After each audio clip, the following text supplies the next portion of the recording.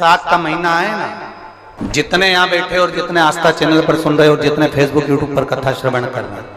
प्रयास करना। बैसाख के महीने में मिट्टी के पात्र में जो रात्रि भर जल रखा हो, मिट्टी के पात्र में, अगर आपके पास में घड़ा हो, हंडा हो, नी हो, तो दिया हो, दीपक हो, कुल्लड़ हो, कोई भी तुम्हारे पास में जो मिट्टी का पात्र, उसमें जल भरना। वो जल बैसाख के महीने की किसी भी सोमवार के दिन या किसी प्रदोष के दिन या बैसाख महीने के शिवरात्रि के दिन वो मिट्टी के पात्र का जल अपने घर के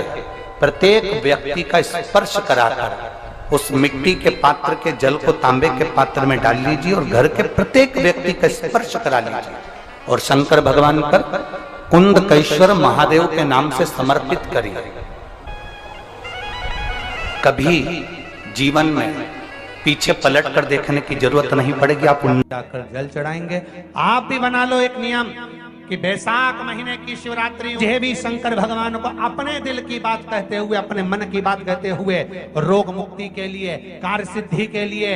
धन वैभव संपदा के लिए, समृद्धि के लिए मुझे भी जल चढ़ा, मैं भी जल समर्पित। एक लोटा पानी शिव जी को, उसमें बेलपत्र डालने के बाद हेड में उस जल को, या कोई मिट्टी का सकोरा हो, बर्तन हो, घड़ा हो, कलश हो, उसमें भरा हुआ रखा हो,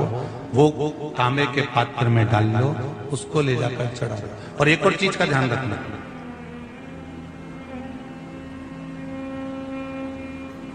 अगर असाध्य रोग, जैसे ऐसा रोग हो जो समाप्त नहीं हो रहा हो, कैंसर, किडनी, लीवर, या किसी का डायलिसिस चल रहा हो, या लीवर काम नहीं कर रहा हो, या शरीर की कोई हड्डी जुड़ नहीं रही हो, तो जो जल शिवजी को लोग चढ़ा रहे हैं वो जल को आचमन कर लेना। और आचमन शंकर भगवान की छोटी बेटी अशोक सुंदरी के नाम से करना, उसका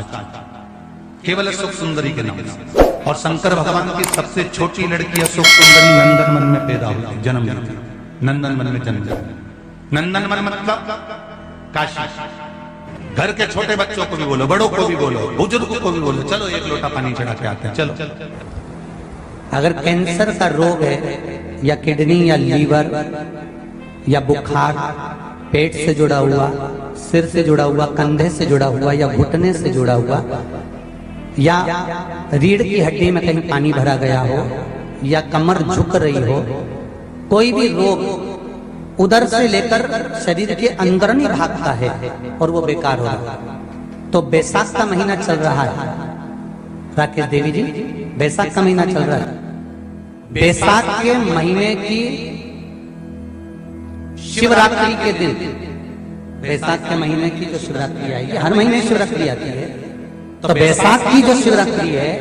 इस शिवरात्रि के दिन सुबह 8 बजे से लेकर 11 बजे के बीच में एक लोटा पानी, उसमें थोड़ा सा बेल का फल मिल जाए, उस फल का थोड़ा सा भाग, या तो बेल का फल का अगर छिलका मिल जाए तो उसमें पानी भरकर तांबे के लोटे में डाल लो, या बेल का फल नहीं मिले तो बेलपत्री को लेके उसमें डुबो दो और डुबो के बेलपत्री को बाहर निकाल दो। वो पानी भगवान शंकर को शिवरात्रि के दिन, बैसाख महीने की जो शिवरात्रि है, बैसाख के महीने में प्रत्येक महीने शिवरात्रि आती है, बैसाख के महीने की शिवरात्रि के दिन सुबह 8 बजे से लेकर 11 बजे के बीच में शंकर भगवान को अपना रोग और बीमारी का बोलकर शंकर भगवान को जल समर्पित कर आ जाओ। बाबा पर विश्वास रखकर चढ़ाना, धीरे धीरे ठीक हो जाओ। शिव पे भगवान शिव की सुबह के समय जाकर, और अगर बेलपत्री का पानी नहीं मिले तो मिट्टी के पात्र का पानी, आपको कथा में कहा है, मिट्टी के पात्र का पानी, वो भी शंकर भगवान को समर्पित कर सकते। जल बैसाख के महीने में शंकर पर शीतल जल समर्पित कर देने से शरीर के रोग समाप्त हो जाते हैं और रोग टिकता नहीं। शीतल और अगर शीतल जल का दर्शन करना हो तो कभी महाकालेश्वर अभियल, कभी आप लोग लाइव दर्शन करते हो महाकाल के, तो महाकाल के दर्शन करेंगे तो वैशाख महीने में 5-5 घड़े मिट्टी के महाकाल राजा के ऊपर बांध दिए जाते हैं जल चढ़ाने के लिए। कभी आप लोग चकलेश्वर महादेव जाए मथुरा वृंदावन में गिरिराज जी की परिक्रमा, चकलेश्वर महादेव पे 5-5 मिट्टी के घड़े शिव जी के ऊपर बांध दिए जाते हैं। कभी काशी जाएं तो वहां पर मिट्टी का घड़ा शिव जी के ऊपर रख दिया जाता है। क्यों? क्योंकि वो मिट्टी के पात्र का जल जब बैसाख के महीने में शिव पर गिरता है तो जो उस जल को समर्पित करता है वो रोग से मुक्त हो जाता है, बड़ी बीमारी में घिरता नहीं। जयंत ब्राह्मण के मुख से श्रवण कर लिया था कि बैसाख महीने में अगर शिवरात्रि पड़े और उस शिवरात्रि पर एक कलश का पात्र, लोटा तांबे का या मिट्टी में रखा हुआ जल पात्र में लेकर एक बेलपत्र का छोटा सा भाग उसमें छुआया हुआ, और फिर निवेदन कर रहा हूं अगर बेलपत्र उस दिन नहीं मिले तो पात्र लेकर चले जाना मंदिर में। मंदिर में शंकर जी पे तो बेलपत्र चढ़ी होगी ना, अरे बोलो तो जरा, चढ़ी होगी ना। उसी बेलपत्र को धोकर फिर जल के पात्र में उसको छुआकर फिर शंकर भगवान को भाव से, दिल से जो चाहते हो, धन वैभव संपदा सत्ता या रोग से मुक्ति, चाहे उदर से जुड़ी हो। हाँ, एक चीज का ध्यान करना, अगर संपदा के लिए, विवाह के लिए या विद्या के लिए या अन्य चीजों के लिए आप शिव जी को जल चढ़ा रहे हो तो उसके जल को उठाकर नहीं लाना है। और अगर रोग के लिए जल चढ़ा रहे हो कि मुझे ये तकलीफ है, घर में ये बीमारी चल रही है या रोग चल रहा है या किडनी का या लीवर का या कैंसर का या ब्लड प्रेशर का, तो जो जल तुमने समर्पित करा उसको लेकर आकर आचमन भी करना। कौन से दिन? जम के बोलो जरा। शिवरात्रि। शंकर कह रहे हैं, माँ उमा से, माँ पार्वती से मेरा महेश कह रहा है, मेरा बाबा भोलेनाथ, मेरा बाबा विश्वनाथ, मेरा त्रिकालदर्शी कैलाशी अविनाशी कह रहा है कि हे पार्वती,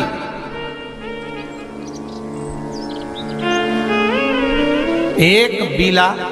एक बेल जो मुझे समर्पित करता है और समर्पित करने के बाद उस बेल की महत्वता देखिए, जो बैसाख महीने में बाबा शंकर को जो चढ़ाया जाता है और 1000 अश्वमेध यज्ञ का पुण्य फल हम प्राप्त कर लेते, मात्र एक फल चढ़ाकर, मात्र एक फल चढ़ाकर।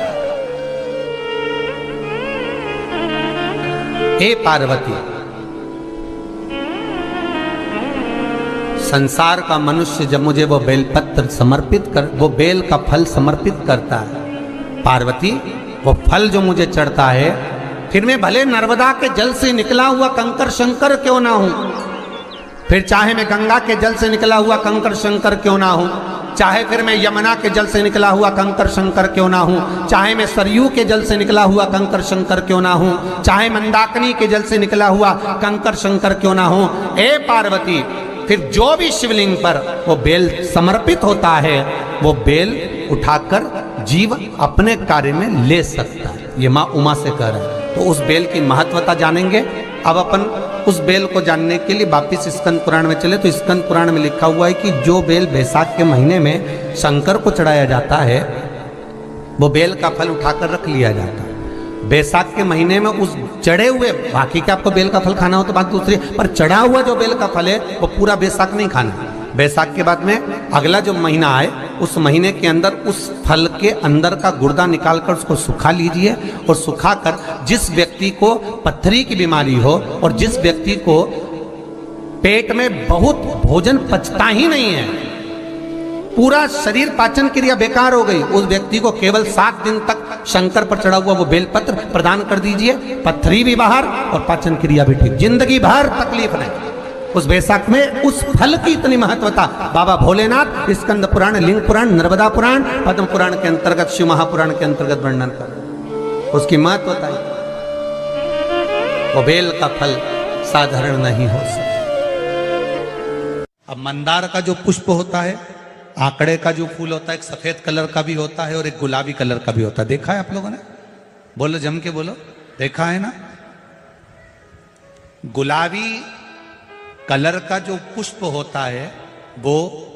आप मंदार का, आंकड़े का जो गुलाबी कलर का पुष्प होता है, आप टीवी पे देख रहे होंगे, एक सफेद देख रहे होंगे, एक मंदार का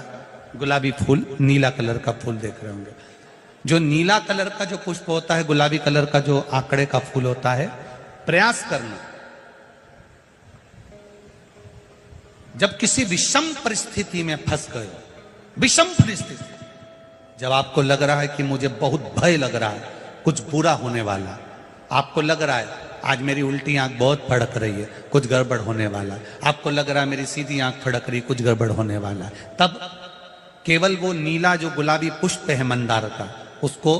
कहीं से लाकर शिवालय में अशोक सुंदरी वाली जगह पर स्पर्श कर कर शिवलिंग पर आप चढ़ा दीजिए। आपकी विषम परिस्थिति कैसी भी होगी वो रास्ता बनाकर बाहर निकल जाएगी।